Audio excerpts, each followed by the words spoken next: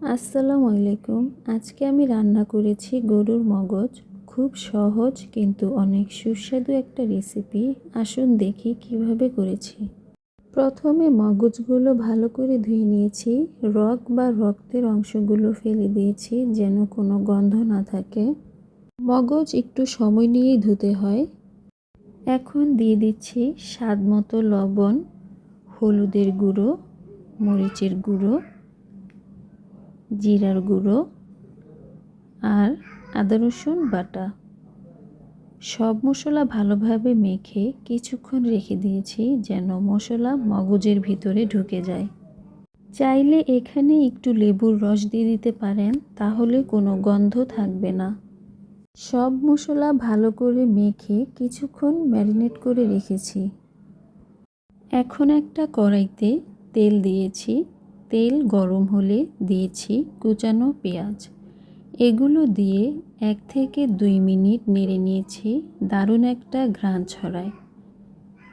পেঁয়াজ হালকা বাদামি হয়ে আসলে দিয়েছি দারচিনি, এলাচ আর তেজপাতা। এখন মাখানো মগজ কড়াইতে দিয়ে দিয়েছি। এবার আস্তে আস্তে নেড়ে ভাজছি। অনেকেই প্রশ্ন করেন কোন তেল ভালো হয়। আমি সাধারণত সয়াবিন তেল ব্যবহার করি, তবে চাইলে সরিষার তেলও দিতে পারেন একটু আলাদা ঘ্রাণের জন্য। এখন আবারও কিছু হলুদের গুঁড়ো এবং মরিচের গুঁড়ো দিয়ে দিলাম।